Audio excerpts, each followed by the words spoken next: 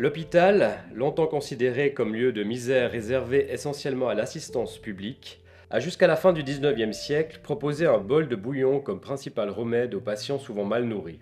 Un échange de courrier daté de 1890 entre la direction de l'hôpital cantonal de Genève et le responsable de la clinique médicale met en avant deux visions opposées de l'alimentation hospitalière.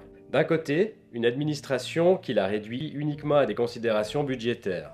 De l'autre, un médecin qui exprime déjà une sensibilité à certains principes de diététique qui émergent suite aux avancées de la médecine du tournant du 19e siècle et de l'étude chimique des nutriments.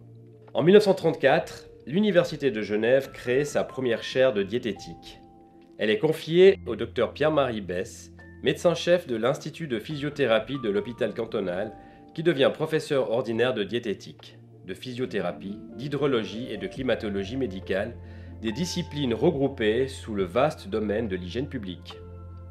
Face au manque de personnel qualifié, le professeur Besse propose en 1944 la création d'un cours de diététicienne à Genève. La formation, d'une durée d'une année seulement, bien en deçà de ses ambitions initiales, s'intègre au cours pour auxiliaire des professions médicales. En 1956, un service de diététique est créé au sein de l'hôpital cantonal. La formation des diététiciennes repose alors sur une seule personne, Sœur Fanny, une diaconesse qui occupe le poste de diététicienne-chef de l'hôpital. Elle dispense à la fois l'enseignement théorique et la formation pratique à quelques élèves, 1 à 6 selon les années. À la fin des années 1960, les effets de la surabondance alimentaire apparue après la guerre se font sentir. La santé publique commence à se détériorer, notamment à cause de la surconsommation de matières grasses. Le surpoids et l'obésité deviennent de plus en plus fréquents et le discours sur l'alimentation évolue, ce qui entraîne la structuration de la formation d'une profession qui mettra beaucoup de temps avant d'être reconnue en sa qualité de métier à part entière du paramédical.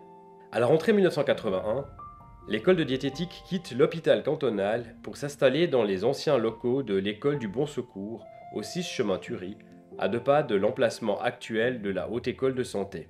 En 1985, l'école de diététique de Genève devient la première en Suisse à obtenir la reconnaissance de la Croix-Rouge suisse. Si vous souhaitez en découvrir davantage sur l'histoire des 5 filières, rendez-vous tout l'automne à la Haute École de Santé.